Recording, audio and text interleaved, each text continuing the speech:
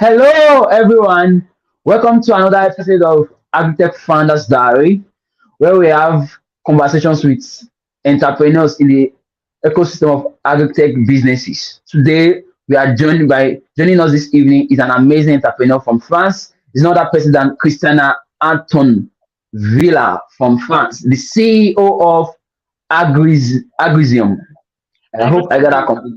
complete. Yes, amazing. Thank you for joining us this evening. We are super excited to have you join us all the way from France. We are excited to join us. And Christina, we've been seeing all the amazing work you've been doing, and that's caught our attention and make us to say we need to bring her upstage to come share a story with us. We are super excited to have you join us this evening. But before we go on, guys, I'd like you to subscribe to this channel. If you've not subscribed before, I'd like you to subscribe to this channel. Don't forget to hit the notification button so you can get notifications whenever we are up. It has gotten to our notice that over 50% of people who watch our shows really does not subscribe to our channels. Please do well to subscribe to our channels because by so doing, we have a lot of plans for you guys. But when you subscribe, we can get more people, bigger founders of agritech founders to come to come live and engage with us. And don't forget to hit the notification buttons so we can get more, so you can get notification whenever we are up. And hit the likes button. Drop your comments. Drop your comments. Drop your questions. We will engage in the comment section as well. All right, guys. Let's move on to our show this evening. Thank you very much once again, Christina, for joining us all the way from France. We are super excited to have you this evening. So, Christina, first of all, I want to ask you, tell us about yourself. Well, first of all, Kenneth, what I would like is to thank you for inviting me to your You're live welcome. in direct, and to tell everyone to be kind with me because this is my very first time to do a live stream. Awesome. And Yes. hello everyone in the community being there. And well, I'm Christina Anton. I'm the co-founder and CEO of Agrosymbiose here in France. But I must say that I'm not French. I'm actually Spanish. And after doing all my first stage of studies, like studying law and then an MBA in Spain, I moved to France to work in the dairy industry for several years prior to becoming an entrepreneur. And this type of business, the dairy business, is very close to farming. In the culture, we work with farmers, cattle farmers, almost every day, mainly when we work in files linked to innovation, to developing new products. And that's how I became passionate about agriculture. So when I decided to step out of being an employee for a big company and founding my own startup, it was a very easy decision for me to make to go into agriculture and try to find a solution that will help farmers to have a better way of life, to improve the way they do things. And so also, what else I can say about myself, that I'm kind of I mean, not everyone likes the expression, but kind of a Swiss Army knife of management. So I touch a little bit to everything, and that's why also becoming an entrepreneur gave me that opportunity to keep touching to everything and not just being centered and specialized in just one role in the company and Mm. just one type of things. Awesome, great. So what inspired you to go into building this business? What inspired you? Where did you get your inspiration from for building this Well, your business? actually, I mean, it almost seems, per my prior explanation, that I jumped from being an employee to becoming an entrepreneur on the agritech. Yeah. Well, actually, trouble. I mean, the way between that two experiences. I went back to school, okay, to acquire more skills, mainly in communication and in digital transformation. And I attempted a couple of other entrepreneur experiences. that finally didn't resonate with me because in the areas that I got interested to were not were not a fit. So I first joined a group of people as a consultant that were working with an agriculture with a farmer in Spain, and that's looking at the struggles this farmer was having on a daily basis, and talking a little bit with my network. I decided that that's where my fit was. That's where my idea was going to be built, my startup. And actually, we when we looked at farmers, we observed that they we were putting a lot of pressure on them to transform, to become more Mhm, um, mhm, friendly with the environment, and mhm, have more respect. And at the same time, the farmers were feeling that they were already doing so because they live out of the land that they take care of, and that they were lacking resources, support, and time to be able to transform. And that's how, from that those insights, talking with the farmers and seeing them on their daily life, that the idea of the business came, and that we built Agrosymbiose. Great, awesome. That's a very fantastic story, and I'm super excited to have females come into the agritech industry. A lot of people don't think the agritech industry is for female, but today we are seeing a lot of female, such as you, coming on board. That's really fantastic. But let me ask you, since you've been in the, how many years have you run the business? First of all, how many years have you run this business? Well, actually we are three co-founders. Yeah. Essentially, me, who is a full-time working on the project, and a couple of co-founders that are kind of my like business angels and emotional and emotional support, and a little bit of advisors in their area of expertise, which are IT and sales. And then I have a team of three people, CTO, and scientific director, and a country manager in Spain, which actually are working with me on a daily basis on the project. So if I could mention all of that front team, we are six. And then I'm being supported by other five people, no, actually six, that are on the background, that are kind of my advisory team, that support me in areas, in very specific areas in which they are very skilled, whether it's environment, whether it's finance, whether it's IoTs for agriculture, or a geospatial analysis. So that's about the team that works on the project today. Hmm. Awesome. Awesome. Great. So, how long has the business been existing? Sorry? How long has the business been existing? We actually founded the company in January of 2021. But Oh, because we are an experienced team, I mean, I don't know if the people in the channel or yourself, you see that there is a little bit of a difference between a team of experienced people building a startup, and a younger team of people that build a startup.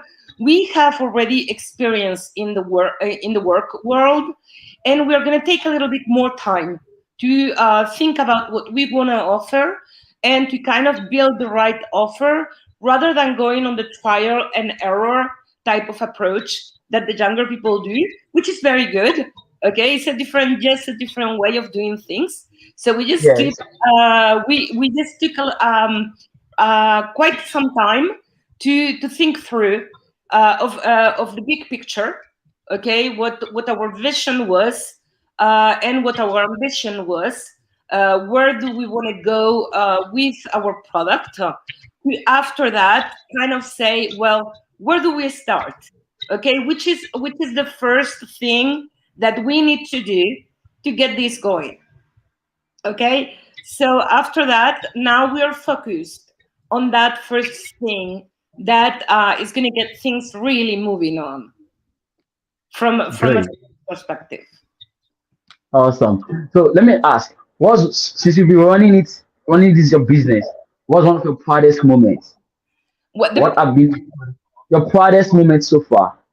the products that we're working on, okay, No, not. your proudest moments so far since you Oh, did my this proudest business. moment so far. Well, I Yeah. don't know if you're familiar, but with French innovation ecosystem, startup ecosystem, but we do have quite an offer of grants and financial support that is given either by a state or by some professional groups and associations. So Okay. some of my proudest moments have been when I've gained some of the state grants, like the Boost French Tech, and then we got the support from a groupment of top of managers of like owners of business that is called Réseau Entreprendre. Okay, so we've been laureate of that as well. And there is this big event that happens in the area where are our headquarters. It is called Spring 50 because it happens on the spring, in which we also were selected to be in that event. So those are like the three biggest accomplishments that make me very proud. Awesome. That's great. That's good. I'm into the entrepreneurship ecosystem. And you know what it means when you win grants. It's really excited. Okay. Are there any obstacles that you've jointed that have jointed your path to success? Have there been any obstacles that have jointed your path to success? The obstacles that I have so far. Do you want me to talk about that? Is that the question? Yes. Okay. Are there obstacles that jointed your path to success? I mean, obstacles that you've encountered that later leads to success for you. Okay. Well, those the obstacles that we can face or that we are facing so far is that the farming world is a world in which there is many actors that are all either trying to help farmers in different ways and are also putting a lot of pressure on the farmers, and they just don't have time, and sometimes they are a little bit they have a little bit of mistrust on the people that approach Mhm. them. So it's not very easy to always like reach out to them Mhm. and get them to it's not to understand, but it's get them to see the benefit that this thing it's like a kind of like they say, I'd rather wait and see. Okay, Yes. just show me your cards first, or give me your offer first, see if it works, and then maybe I go with it. So that is one of the main obstacles, kind of, to develop to have your sales going. Okay, another obstacle is, regardless of all the grants that we have obtained, is funding. Okay, there is for any startup, funding is a big thing, uh, Yes. and and there is a lot of money out there, whether it's public money from Europe or from the government in France, and from Mhm. business angels and from VCs, despite Mhm. of the Ukrainian war or what just happened with the Silicon Valley Bank. Yes. Money is Yes. there, but I think that the sense of urgency to fight climate change is not translated with going faster and going broader on the financial support to startups. Oh, I see. I see. Awesome. But I personally think that every agritech startups have to go through that obstacles of getting their product being accepted by farmers. I mean, on this show and so many research I've come across, every agritech startups go through that process of that obstacles of passing their getting their products to be accepted by farmers. It's really difficult. I understand that challenges too. But let me ask you a question again. If you were to start all over again, if you were to start all over again, what would you do differently this time? If you were to start your business all over again, what would you do differently? Well, maybe something that I will do, and that is a little bit linked to the ecosystem of funding in France, is that all the time that we took after founding the company to think through our vision, and where do we wanted to get the product at the far on the long term, is I wouldn't make it up front, okay, and only then, like, found the company. I will maybe go and look for some support out of some researchers, okay, in the academia, in the research labs here in France, because that also Mhm. allows you to be categorized as a deep tech company. It gives you a label, which gives you more financing. So it's kind of a cascade that happens. So I would maybe do that differently. And other things is that, and it's kind of a, let's say, advice that I am going to give out to the community, and whomever is thinking of building a business, regardless of being in the agritech or elsewhere, is that when to be very careful when you build your POC. Okay, Okay. your prototype, Okay. is be quite savvy on how much money you put into that to get something that is good enough to go to the next level, but that doesn't make a lot of cash burn. Mm, I see. Amazing. Amazing. But let me quickly ask you this. Let me add this to it. You've mentioned some very good things you would do different if you were starting all over again, right? Now let me ask you. I would have asked how you raise your funds, but you've mentioned that you raise, was it only grants? I would have asked you how you raise your funds, but you've already mentioned at the earlier point that you raise some money through grants. But I want to find out, was it only grants you raise your funding, or are there other means you raise your funding for this business? I'm not sure I understood the question. Could you reformulate it maybe in a different way? I mean, you said, how did you raise funds for your business? How would the best way? Apart from grants, are there other means you raise funds for your business? Oh, I haven't raised. I mean, I haven't done any external fundraising yet. I'm getting ready for it.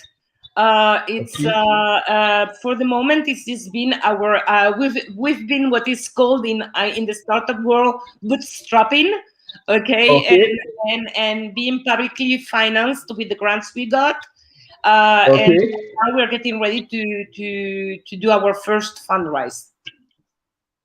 So can you give us some can you take us into, will I say, plans? What are the ways? I mean, startups that want to raise funds. How do you open? How do you what? I mean, how do I put this question? What are the ways are you looking at to raise funds? How You want what to, type of, how I'm doing to raise how funds? do you plan? Yes, yes. Yeah. Outside of bootstrapping out grants, moving forward, what do you plan? What's your plans? Can you take us, I mean, a little bit into your plans on how you're going to fund it, fund your business moving forward? Just a little bit. Well, actually, I mean, what we want to do, we are focusing Yes. right now, right before moving to Yes. the fundraise, we are focusing on developing our sales, okay, so that we Yes. can move traction on the model that we have built, and the first stone that we have put to our product. And Mm-hmm.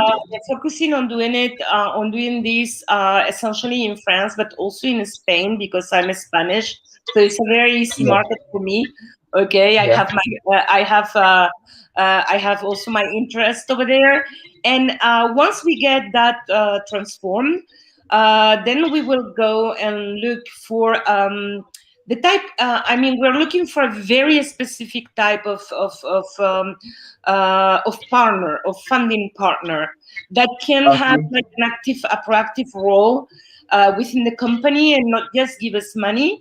And that is going to be like our first milestone on the funding process, and can get us, can help us kind of build other funding resources around it.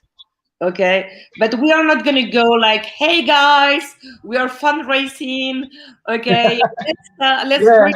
bring the money, we want the cash and all that stuff. So no, we prefer to be very selective, because we believe really that it has to be a fit between whomever invests and the team and the business.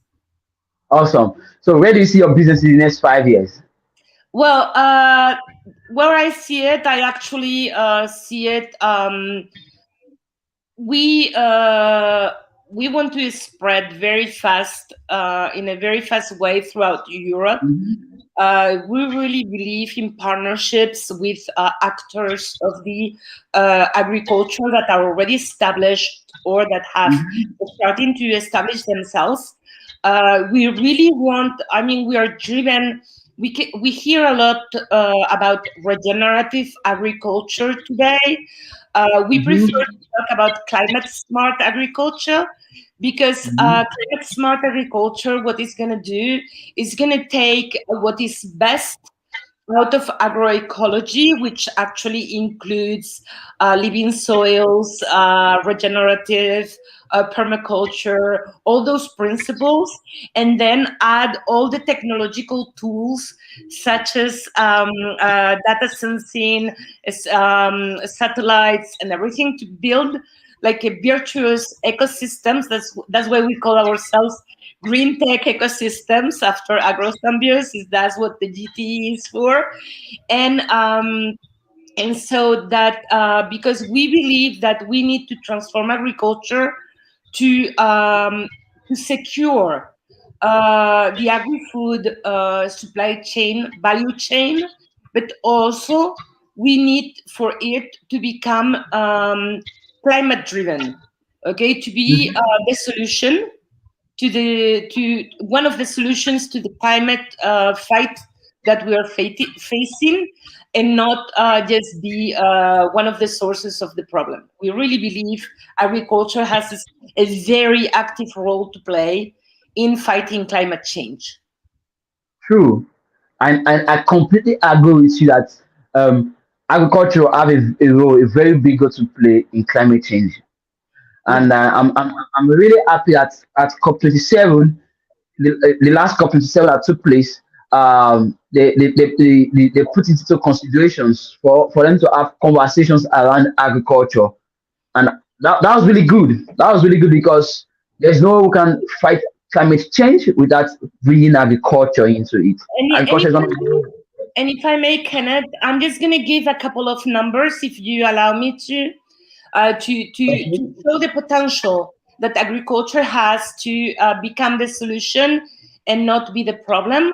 Is that we have over 5 billion hectares of land being used for agriculture worldwide. If you take yes. an hectare of land can, and if you work it right, it has the potential, depending on the geography and the type of agriculture you do, but it has the potential to capture up to 6 tons of equivalent CO2 emissions. So if you do the calculation, okay, well, normally it's going to be more an average of 3, but in the best cases it can go up to 6. But if you just do the calculations, the math, okay, Yes. actually agriculture can not only compensate its current emissions and not make them anymore, but it can become a sink for other carbon emissions. True. I love the statistics you gave. That's a very great one. Okay, moving on. Take us a bit into what you do in your business. What does agribusiness Agrobisium trying to solve? What are you guys trying to solve? And are you solving it using your technology? Are you What? solving it with your technology? Yes. Okay. So I'm going to talk about what we're doing today. I mean, that first setting stone of our Okay. model.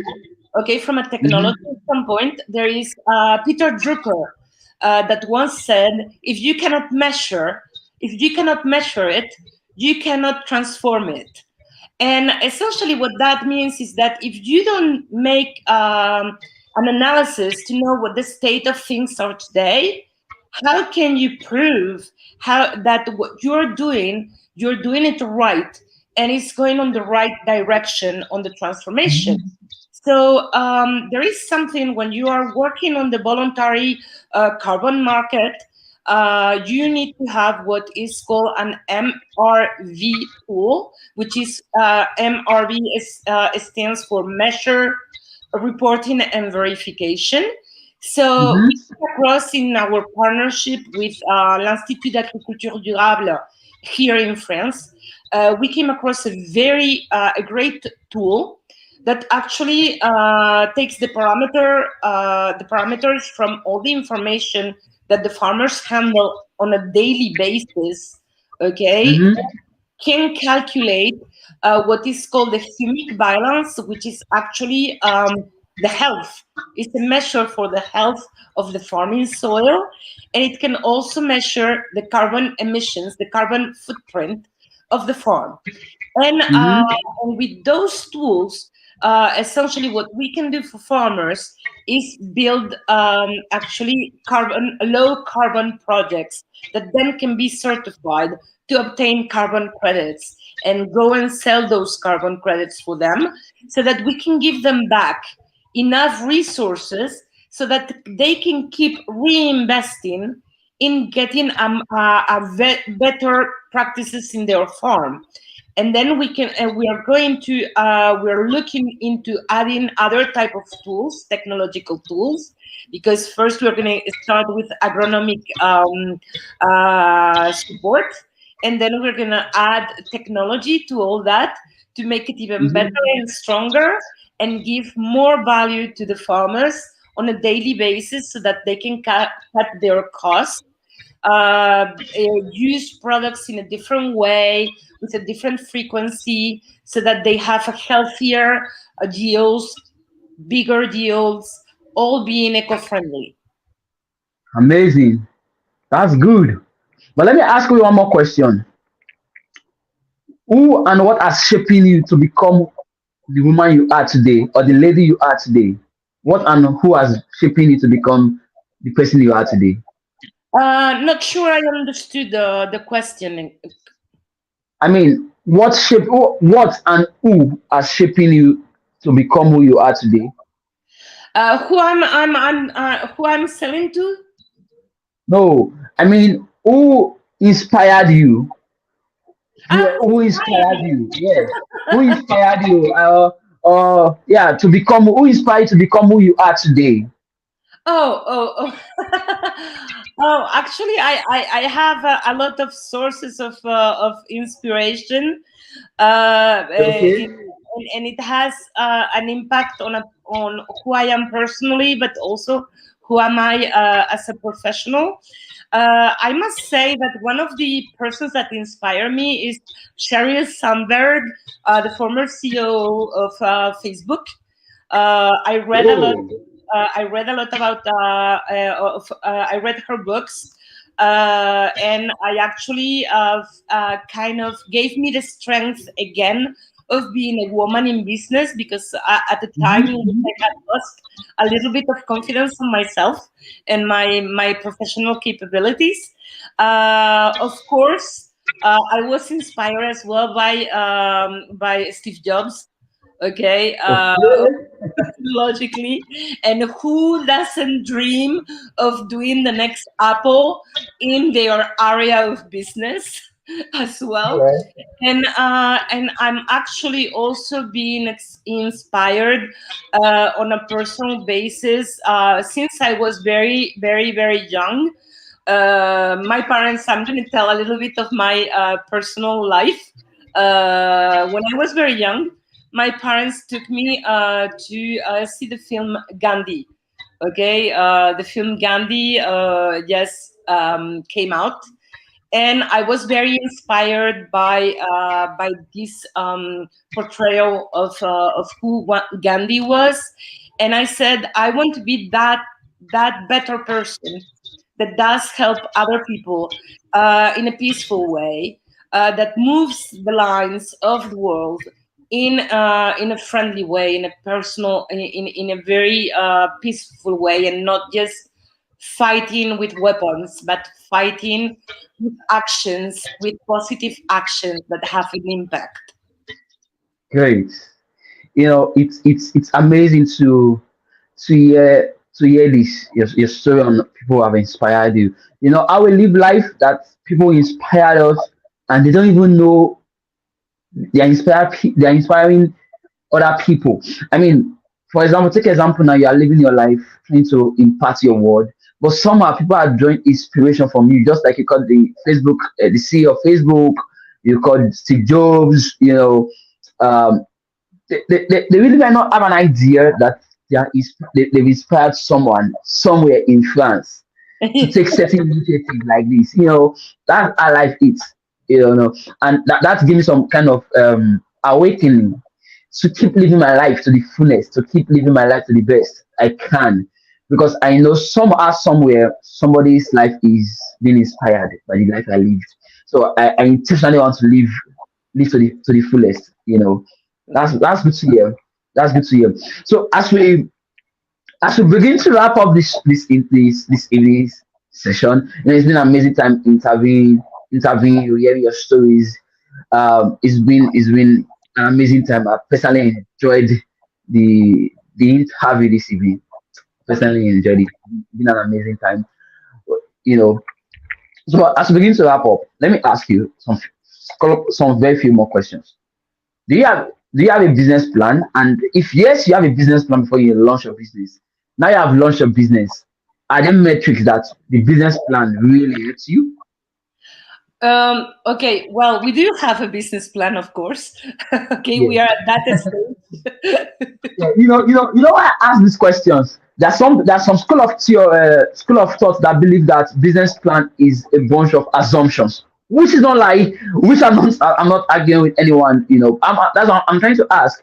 The business plan you have didn't really measure up to what your expectations. Looking at the reality of what you've planned in the business plan, and now you are facing the reality now. Is there really a correlation between the Well, business plan and the reality? Yes. I don't know. I don't know if we use the same expression in English. Here Okay. in France, we call it Before, pivoting, like changing gears as we move. okay. Okay, so I what I can say is that since we started the adventure with the startup, we have changed gears several times in our business plan because of the thought process of building the whole company.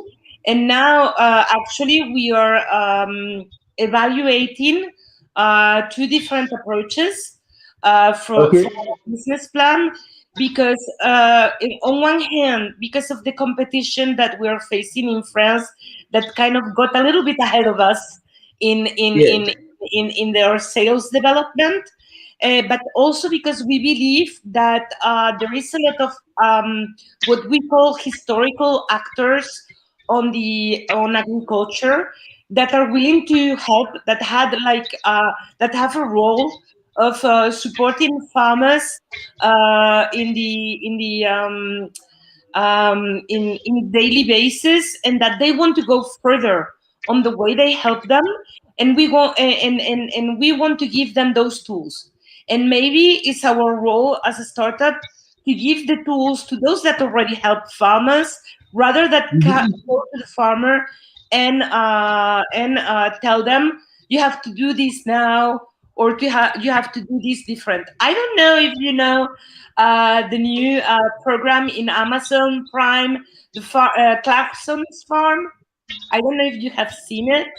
In Amazon Prime, one of the former lead presenter of Top Gear launched this program with Amazon about him developing a farm. And actually, he has this advisor that comes almost on a daily basis to tell him what he's doing right, what he's doing wrong, where should he put the money, where he can do things because of the state or the regulations. And we want to be the one maybe that supports that person that goes to the farm and talks to the farmer on a daily basis. And those are the two things that we are exploring. Should we work with the farmers hand in hand? Okay, or should we help those that are already working with the farmers hand in hand? Great. But let me ask you one more questions. You know, what is that one thing you think agritech founders should do when they are about starting their businesses or when they want to grow their businesses? What is that one thing you think they should do? Farmers, the farmers. Agritech founder, no, agritech founders. Oh, agritech founders. I think that Yes. what they should do and is listen more to the farmers. Really talk to the Okay. farmers. Maybe even go to work in the farm for a few days. Okay, Mm-hmm. and kind of put themselves in their farmer's suit. Okay, in the farmer's boots to see how really life is for a farmer on a daily basis. I agree.